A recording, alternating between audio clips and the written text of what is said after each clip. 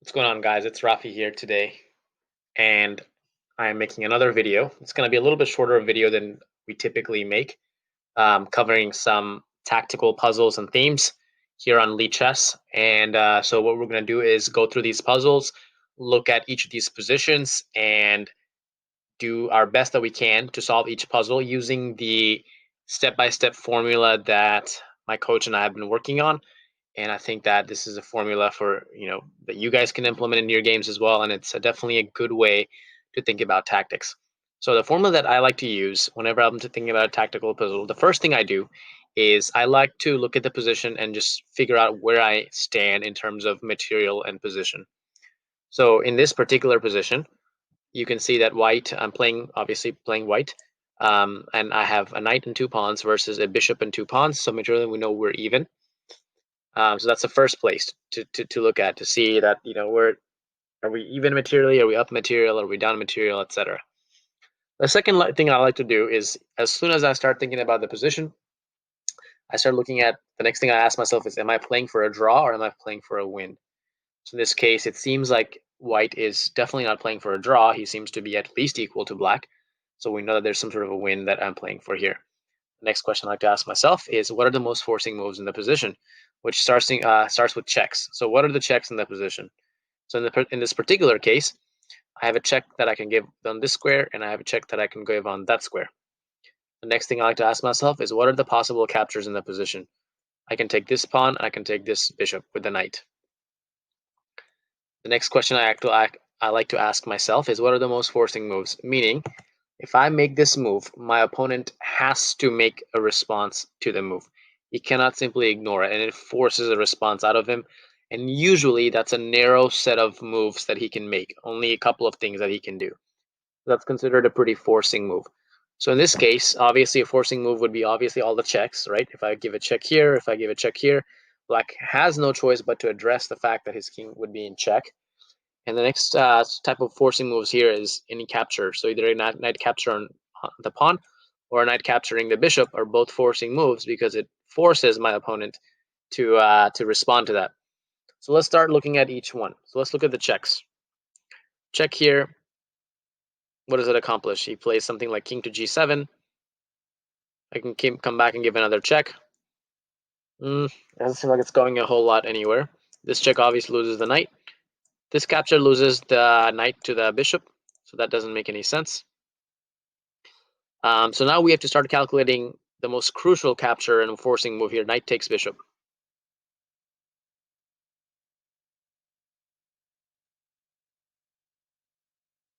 So what I want you guys to do is take a couple of moments and start calculating what happens if knight takes bishop. It's obviously a forcing move. It forces black to, capture the knight back. There doesn't seem like any other moves or make any sense. So I want you guys to think about this position for a few minutes and see what you can come up with after knight takes bishop.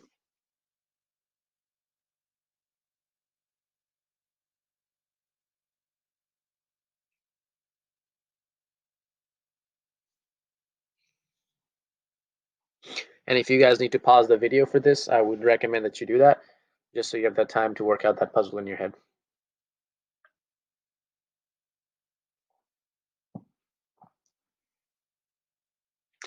Okay, so hopefully you got a chance to pause your video. So let's look at it. Let's visually look at everything. So knight takes bishop, pawn takes knight. Then we have two pawns and black has two pawns. So now our goal is obviously to try to maybe win this pawn. So knight takes bishop, pawn takes knight, king to d3. Black is obviously going to try to play for a draw by capturing at least one of our pawns. So king to g6, king takes d4.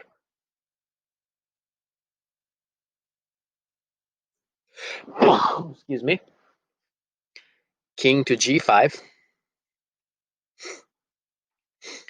We're trying to obviously try to, either we're trying to win this pawn or protect this pawn. So we need to start thinking about it. So now let's start from the beginning. Knight takes bishop, pawn takes bishop.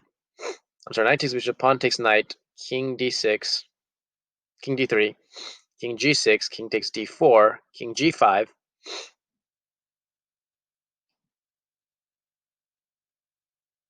If we go king e5,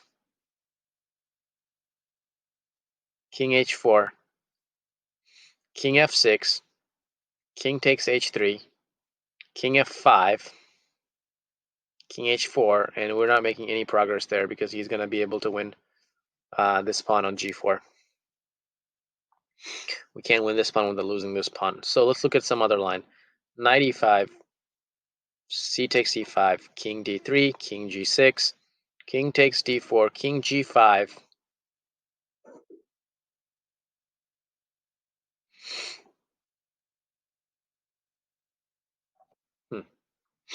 Okay, now I see something else. The problem is that the king is able to use the g5 square to get into our position. So let's go back and see if we can find a different way to look at this. Knight takes c5, pawn takes c5, king to d3, king to g6, h4, king f6, then king takes d4. And I believe we should be able to win that position because we've got the two connected passers. And what we're gonna basically our method of winning here is we're gonna eventually play g5, get our king in front of the two passed pawns, and then be able to win this pawn. Exchange off of one set of pawns and then be able to walk the other pawn. So we're gonna definitely want to keep the g pawn because if we have a situation where we have the h pawn and this is gone, then it's a draw. So we definitely want to keep the g pawn. We definitely want to make sure that we get our king in front of the two pawns before pushing them. So let's go ahead, and I'm pretty sure that this position would be winning if I can get this pawn and he cannot get my two pawns here. So I'm going to go ahead and instead of working out all the way, to checkmate, I'm going to go ahead and stop my calculations there because I know that the position with my pawn on h4 and g4 and him having just the king, h6 pawn and his king is not, close enough to try to get to my pawns is definitely a winning position for me. So I'm going to start with this move. I'm going to play our next move that we planned, king to here. Oh,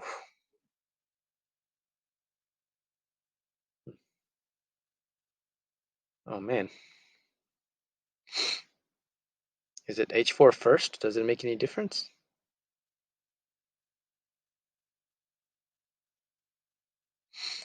I guess h4 is first. I don't know how it makes a difference though. Maybe it's because he could have played h5. I'm not sure. This should be winning. Okay, let's look at that because I just don't understand why it makes a difference. So if I play here first, he has this. Okay, it's getting complicated now. Play here. Oh, I can push this and oh, we missed that. Look at that. Now if we take, he's just in time to grab this pawn and we cannot do anything about saving our g pawn. So, yep. So obviously I missed that in my calculations. I thought that didn't matter which push I made first. Obviously it matters in this case. So yeah, I was definitely wrong. Definitely should have calculated a little bit deeper and saw that black has this nice little tactic with h4. All right, so definitely something to be aware of. And obviously, as you can see, every move matters and it's important to calculate all the possible variations, which we obviously did not do. Okay, so next one, same thing again. First, we do a material count.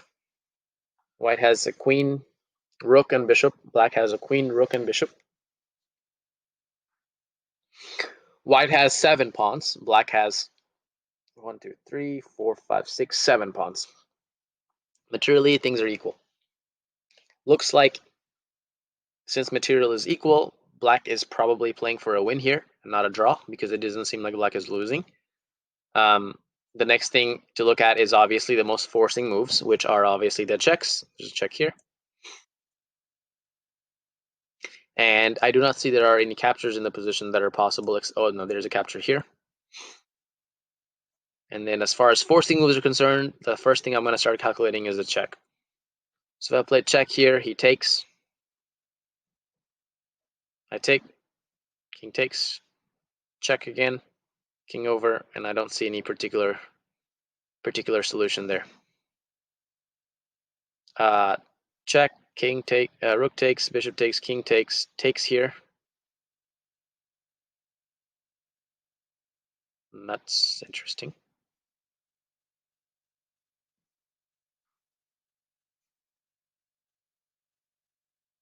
Say king e2.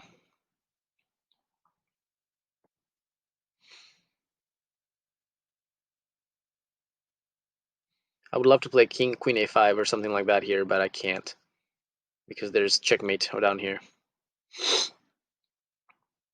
So it doesn't seem like giving up the rook and the bishop just to try to get some pass pawn stuff going on here is enough. Doesn't lead to anything here.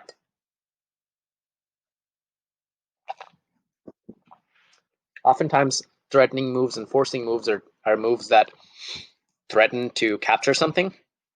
So I'm also thinking about if there's any way to attack one of the, one of these white pieces maybe with a tempo.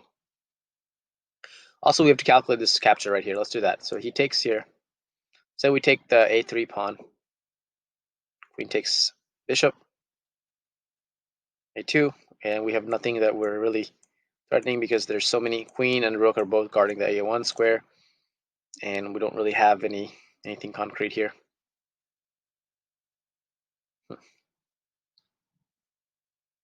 What about a move like queen to e1? My threat is to play rook e1, rook takes e1, queen takes e1, checkmate. After queen to e8, what does he have to do to stop this mate idea? Well, he can play bishop to d2. But after that, I can simply play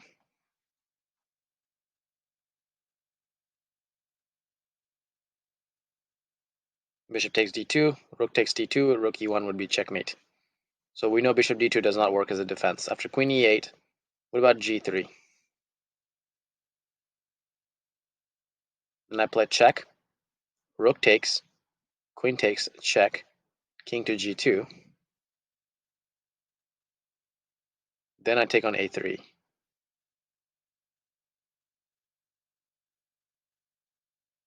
Now we're on to something here. My queen is guarding this entire e file. My bishop is taking away f6 from his queen from entering. And in the meantime, he can't really come in time, I don't think, to stop my pawn from going to a2 and a1. Because this bishop does such a nice job of guarding the queening square for the pawn. So takes here and here would win the game. Is there any other defense besides bishop d2, g3 that he can try? Maybe he can try taking here. Oh no, he can't do that because of mate threat. So he pretty much has to play g3. And I believe this position is winning for me now after queen e8. So I'm going to go ahead and play this move. So he plays g3. And now we play check. He didn't even take it. We didn't even consider that actually a possibility that he wouldn't need to take the rook. Well, it's interesting. So if I take, queen takes back. And I don't know if I have anything in that particular position because he's definitely, his queen is positioned to be able to stop my passed pawn.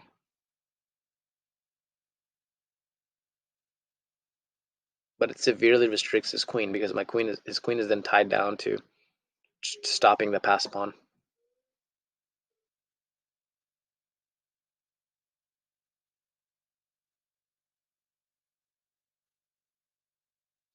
Okay, let's look at the forcing again. We have to keep the same pattern and the same process rolling.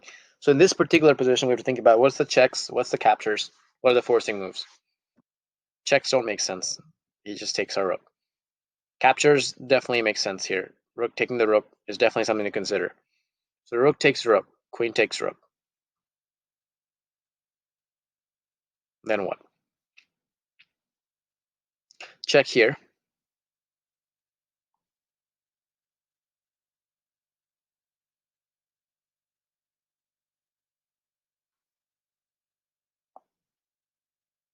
Hmm.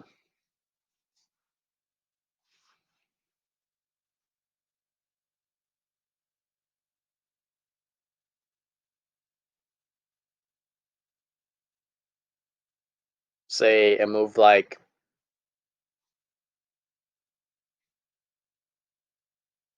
f3 can be played.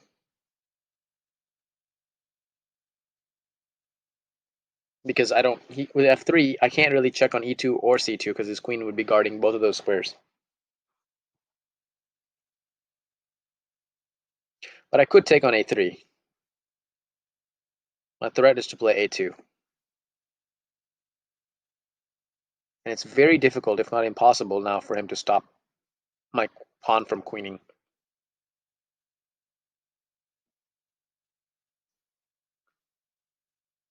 Where is his queen going to go to try to stop this a2 move? Can't go to b1, can't go to c2, can't go to e2 because my queen guards all these squares. Can't go to d, over here, over here, over here, bishop because of the bishop. So I'm definitely forcing a2 in there, looks like. And I think that should be winning. But after f3, what's my next move? After takes, check, f3.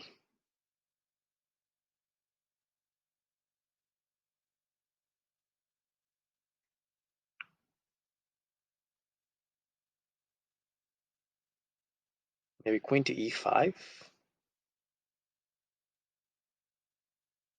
And he just takes, I take, he takes. No, I've got to be able to get that move in. Okay, so rook takes rook, queen takes, then takes on a3. But then he has all sorts of moves to try to stop the pawn. He can play queen c2.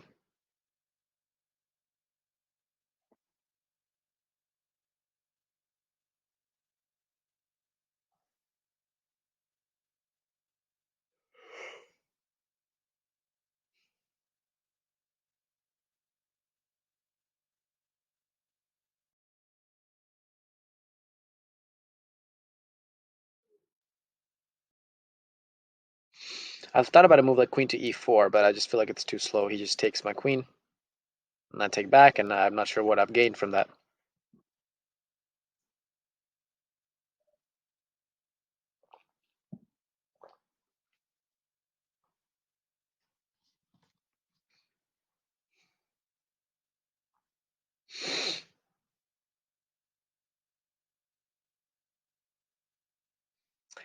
Definitely, it seems to me like rook takes rook would be the idea here, but I'm just not convinced. What happens after rook takes rook, queen check, f3? There's got to be something here that I'm missing.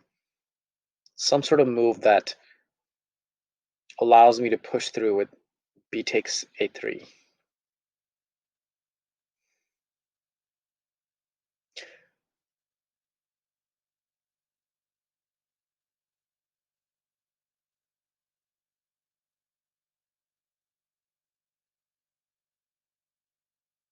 What if b takes a3 right here in this position?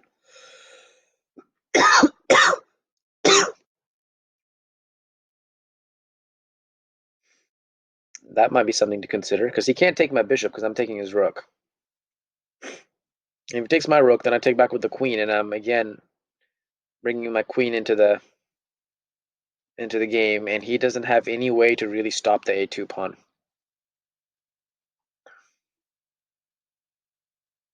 I think this might be it. B takes a3 here might be the winning move,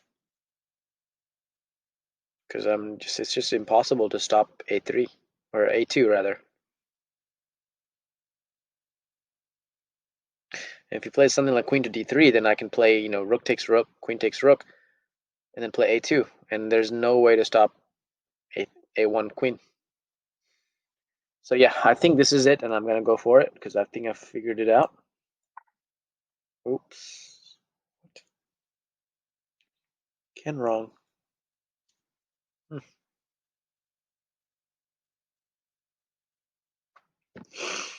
Well, I don't know why that's wrong. Let's look at the engine real quick and see. But let's just try to play this move like that. Mm. Okay, apparently this is the right way to go, but he has this move. We saw this. Ah, wait. Now here. This is pretty interesting stuff. Like, this is not over yet. A lot of play left. That's tricky. Okay. Well, the way we try to do it is the same idea, but somehow the move order makes a difference here, obviously. So if I take here right away, you can take this. Oh my gosh, I can't take that. There's checkmate. Gosh, this was tricky. Look at how tricky this is. There's a checkmate threat after taking, so we completely missed his threat stuff. Yeah, we couldn't take the rook as a mate threat, so this is one tricky puzzle. One tricky puzzle. All right, let's go ahead and move on to the next one.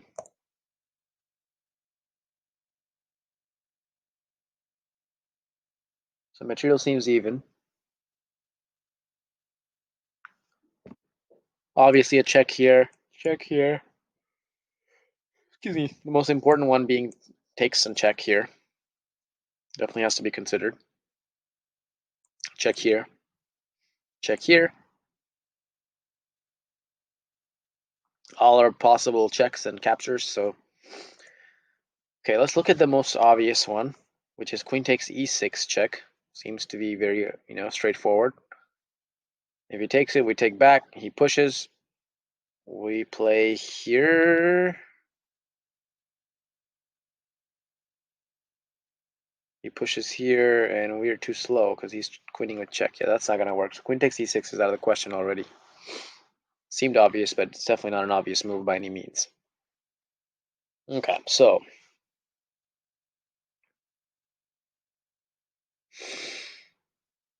hmm.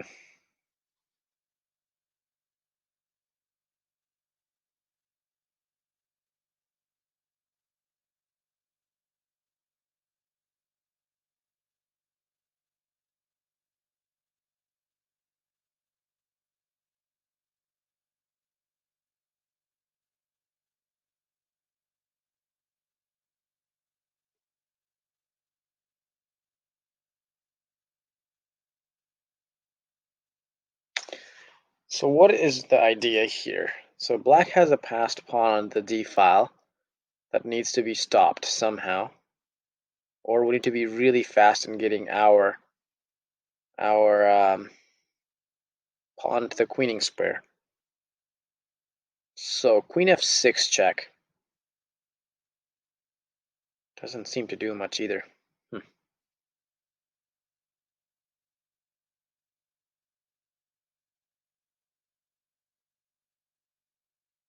If somehow we could stop his d pawn,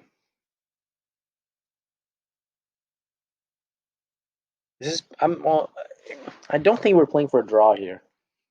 I feel like there's an easy draw here. Obviously, if I wanted, white can draw the game with the checks here, and there's really no way black's getting out of those checks. But I don't believe that that's the idea here. I feel like there's a win here. Queen f6 check, king h7, king h5 are both moves.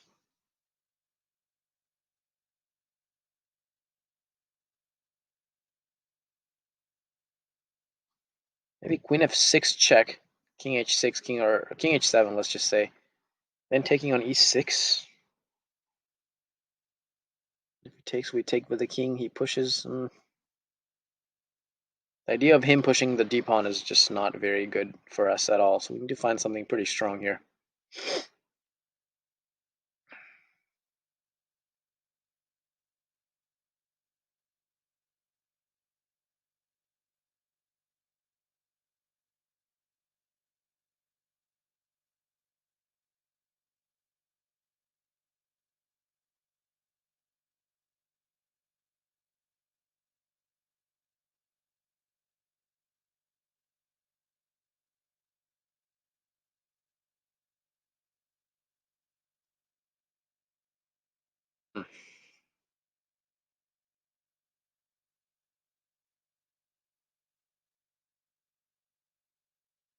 Queen e8 check,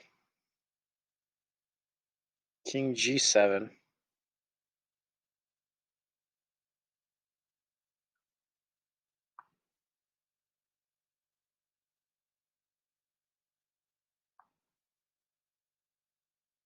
Queen e8 check, king g7, king e7. No, then he starts his checks and no clue how to stop those checks from coming, so that doesn't seem right. I was thinking about ideas of trying to walk the king over here, try to checkmate this king, but I'm just not sure, honestly. If check, king g7, king e7, then starts his barrage of checks like queen e5, king f6. It's interesting. Well, he can't play king f6 because this king is on g7. Queen e8, king g7, king e7.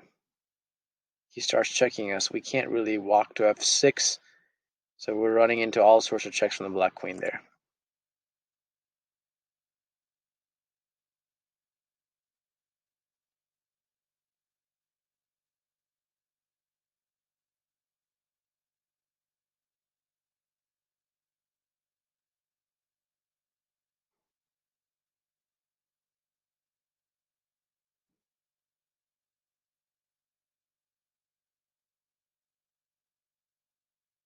Hmm.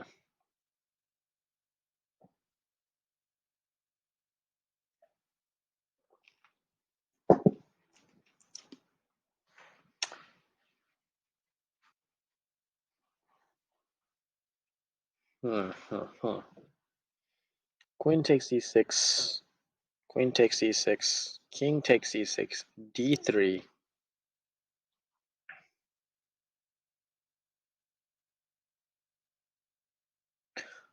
Alright, queen f6 check, king h7. Then queen takes e6. He takes, king takes, d3, king f6, d2, e6, d1 queen, e7. Yeah, we're just too slow there. Maybe this is just one of those ones where we just have to settle for a draw.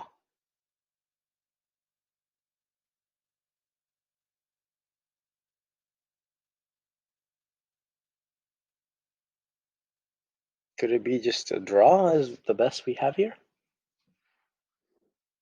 Hmm.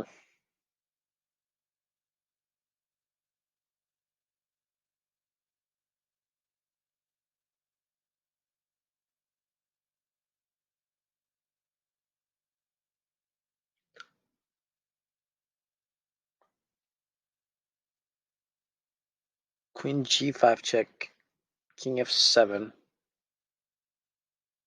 queen f6 check, king g8.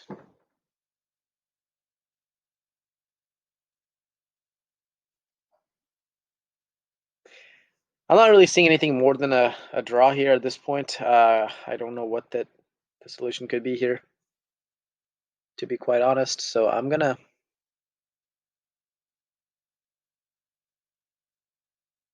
play the drawing move, which I know for sure draw, which is this, which is probably gonna be wrong. Yeah, it's wrong.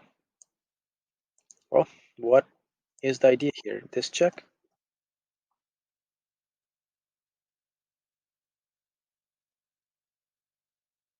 Then what?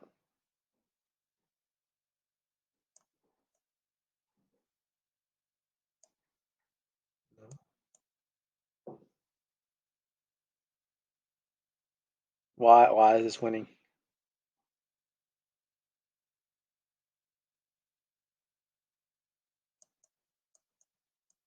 Because now we're walking our king up and trying to checkmate him? Really? The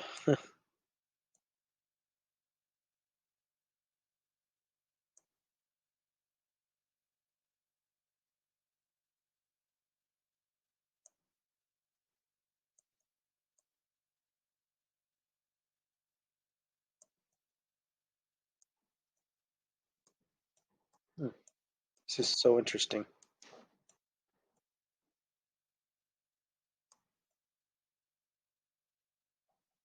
Yeah, this is a really bad puzzle, honestly, because this is still too complicated. Like, I'm not sure how White's winning right now. Seems like, I mean, yeah, I can grab the d3 pawn now, but there's still so much play left, and this is such a complicated position. So I just think this is a bad puzzle, honestly. Give this a thumbs down. All right, last one. I meant for this video to be short, but turned out to be pretty long. Hmm.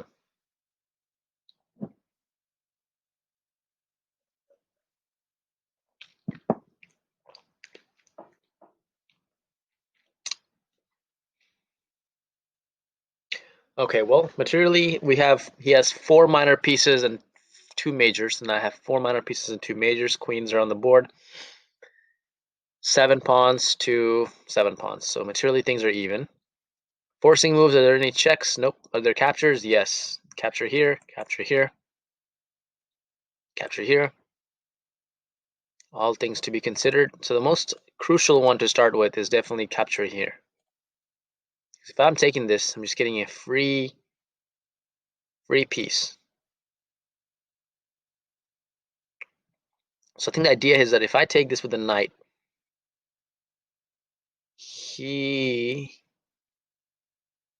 knight takes here, bishop takes. But then I can take back with the knight. Knight takes knight. Knight takes knight. Bishop takes f6.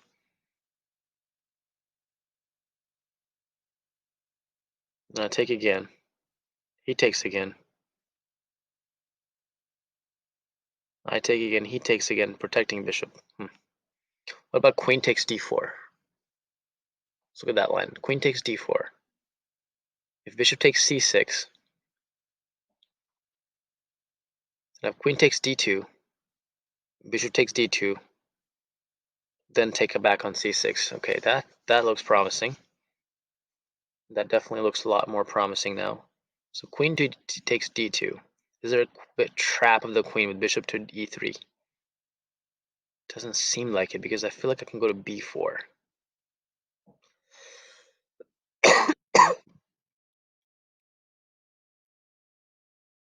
But then there's knight d4, but I can take back with the knight on d5. So there's, okay, so after queen b4, I love looking at knight d5, but I can take here and protect my queen, so that's not a problem. So queen d4 seems to be winning a piece. Takes here, I take here, he takes back, and I take back.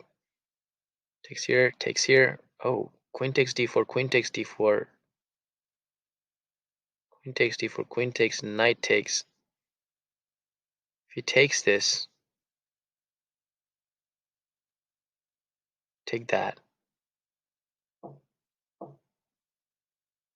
Takes this, I take that.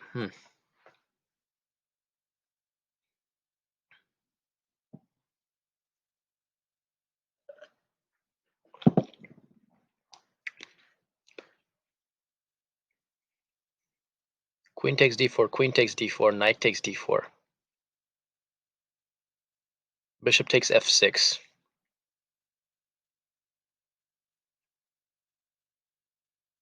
Ah, bishop takes f6, bishop takes d7, then I have knight takes c2, forking his queen into the 2 rooks. Okay, so we're just gonna be winning an exchange here. That's basically what it is. I see it now. Yep. So if he takes here, all I'm doing is simply taking back, because after taking here, we're winning the exchange now. Materially, it's all even, except we're about to win the exchange. Here, then, yeah, just protecting the bishop. Boom. We're up the exchange. So yeah, that was a good one. Definitely a good one. So hopefully you guys enjoyed that method. Always remember to keep the same sort of method of checking and evaluating the position to make sure you know where you stand. Looking at it just to make sure that you know where materially you stand, and then also start looking at the checks, the captures, and the forcing moves in the position, and continue to repeat that position in all the calculations that you do. So after, when you look at the variations, you always want to keep this method um, in mind and continue to follow that method all the way through. And as long as you can continue to spot forcing moves, you need to start and continue calculating as deeply as you possibly can until the variation. There's no more forcing moves, basically. So leave in the comments below what kind of videos you guys want to see. Definitely going to do my best to create those kind of videos, and hopefully I'll catch you guys in the next one. Have a good one.